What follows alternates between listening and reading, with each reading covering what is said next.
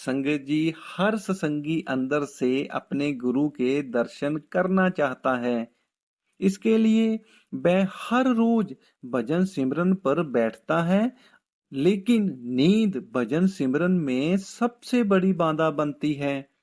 हम जब भी भजन सिमरन पर बैठते हैं तो नींद सबसे पहले आने लगती है, जिसके कारण हम भजन सिमरन से उठते हैं और सो जाते हैं। अगर ऐसे ही नींद भजन सिमरन के सामने आती रही तो हम कब अपने गुरु के दर्शन अंदर से कर पाएंगे? या फिर कुछ ऐसा हो जाए कि हम नींद में भी अपने गुरु के दर्शन अंदर से कर पाएं। आज हम एक ऐसी प्रेरणादायक साखी आपके साथ साझा कर रहे हैं जो एक सच्चे सत्संगी के जीवन से जुड़ी हुई है। इस साखी का उद्देश्य किसी चमत्कार का दावा करना नहीं है, बल्कि यह समझाना है जब साधक अपने जीवन को गुरु की शिक्षा के अनुसार डालने का प्रयास करता है, तब उनका मन जागते समय ही नहीं बल्कि सोते समय भी उसी दिशा में लगा रहता है। संगत जी, साखी में आगे बढ़ने से पहले आपसे एक छोटी सी विनती है। अगर अब तक आपने इस चैनल को सब्सक्राइब नहीं किया है तो चैनल को सब्सक्राइब जरूर कर दें, वीडियो को लाइक कर दें और कमेंट बॉक्स में राधा स्वामी जरूर लिख दें। यह साखी एक ऐसे सत्संगी की है जो वर्षों से नियमित रूप से नाम का अभ्यास, भजन सिमरन, सेवा और सत्संग करता था। वह हमेशा कहता रहता था कि केवल कुछ समय बैठकर भजन सिमरन करने से ही काम पूरा नहीं होता, बल्कि पूरे दिन का रहन सहन भी उतना ही महत्वपूर्ण होता है। मन दिन भर जिस वातावरण में रहता है, रात को वही संस्कार और वही विचार उसके साथ चलते हैं। वह सत्संगी पहले सामान्य लोगों की तरह ही जीवन जीता था। दिन भर काम की भागदौड़, छोटी छोटी बातों पर क्रोध, व्यर्थ की चिंताएं और मन की चंचलता उसके जीवन का हिस्सा थी। वह भजन सिमरन भी करता था, लेकिन मन जल्दी स्थिर नहीं होता था। कई बार भजन करते करते उसे नींद आने लगती थी। उसे लगता था कि शायद उसकी साधना ठीक नहीं चल रही है। एक दिन उसने निश्चय किया कि वह केवल भजन सिमरन करने का समय ही नहीं बदलेगा, बल्कि अपने पूरे जीवन को गुरु की शिक्षाओं के अनुसार बदलने का प्रयास करेगा। धीरे धीरे उसने अपने बोल चाल में परिवर्तन किया।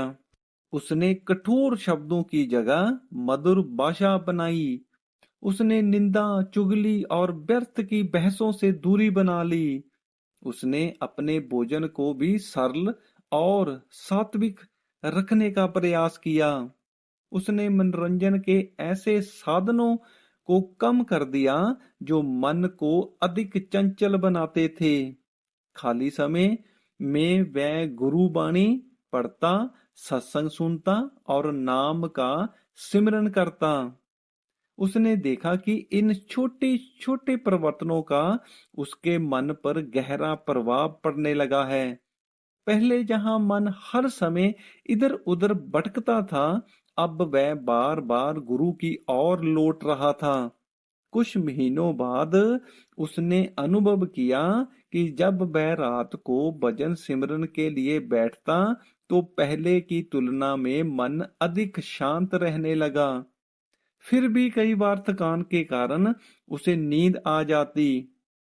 पहले वह इस बात से निराश हो जाता था, लेकिन अब उसने सोचा कि यदि मन दिन भर गुरु के स्मरण में रहेगा तो सोते समय भी वही भाव बना रहेगा।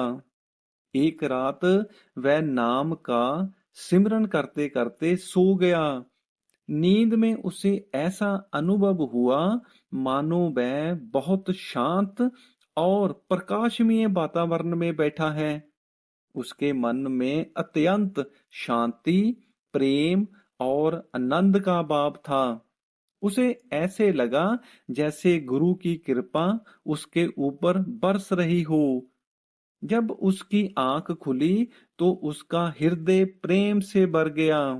उसने इस अनुभव को किसी चमत्कार के रूप में नहीं लिया, बल्कि गुरु की दया समझकर और अधिक भजन सिमरन में लग गया।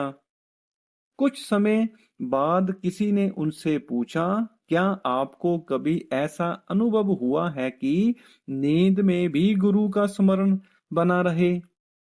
उसने उत्तर दिया, यदि दिन भर मन संसार में उलझा रहेगा और केवल 5-10 मिनट के लिए हम गुरु को याद करेंगे तो रात को भी वही संसार याद आएगा।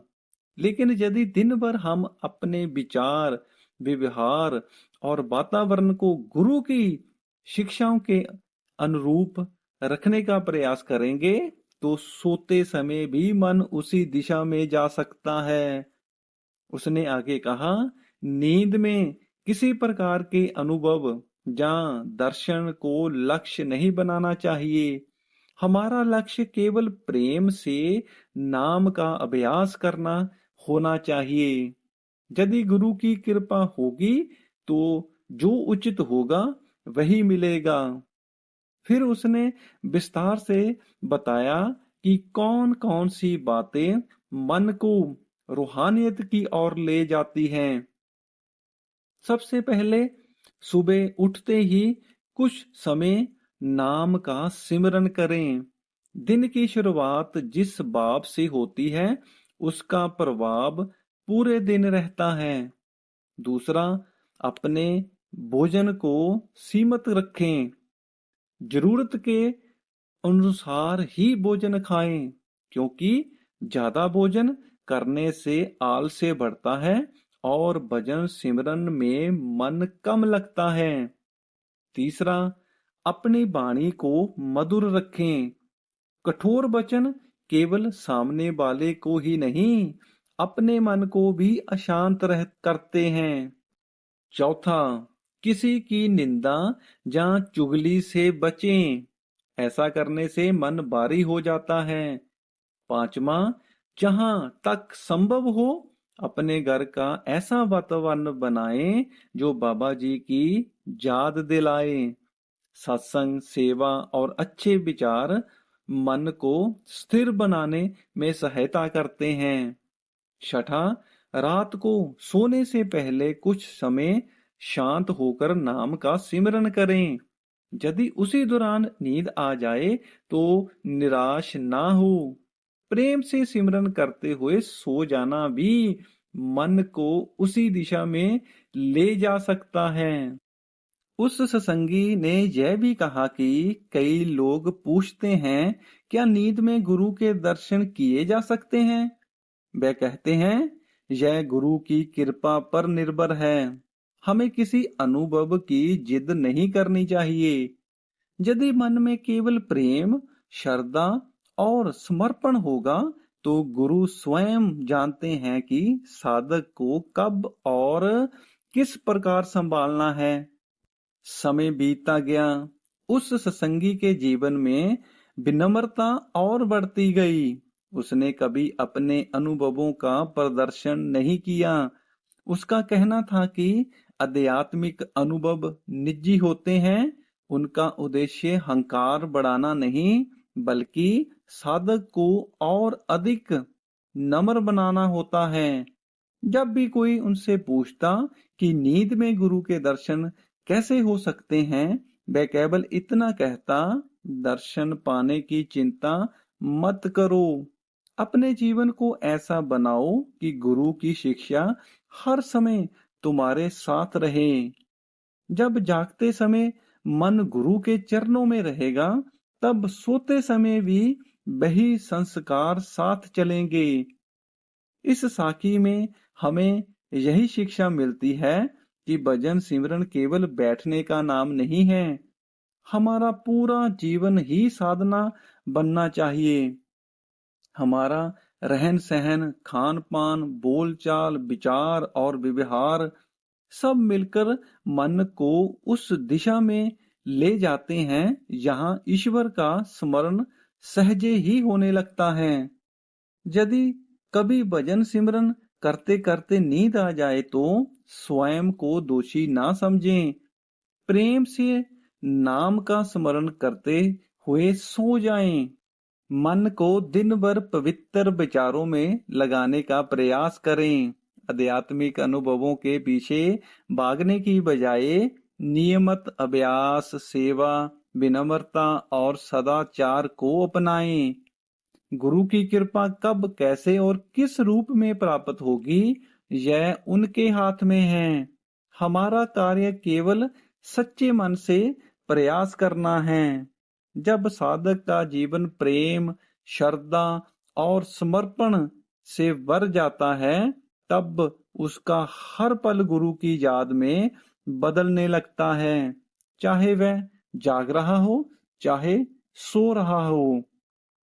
यही इस प्रेरणादायक साखी का उद्देश्य है कि आध्यात्मिक मार्ग पर सबसे बड़ा चमत्कार कोई विशेष अनुभव नहीं, बल्कि अपने जीवन में आने वाला सकारात्मक परिवर्तन है। जो व्यक्ति अपने विचारों, व्यवहार और दिनचर्या को गुरु की शिक्षा के अनुसार डालने का प्रयास करता है, उसके भीतर शांति, प्रेम और संतोष बढ़ता है। यही वास्तविक आध्यात्मिक प्रगति है और यही साधना का सच्चा फल है। संगत जी, आज की साखी में बस इतना ही। अगर आपको यह साखी अच्छी लगी तो आप इस चैनल को सब्सक्राइब जरूर कर दें, वीडियो को लाइक कर दें और कमेंट बॉक्स में राधा स्वामी जरूर लिख दें। राधा स्वामी जी।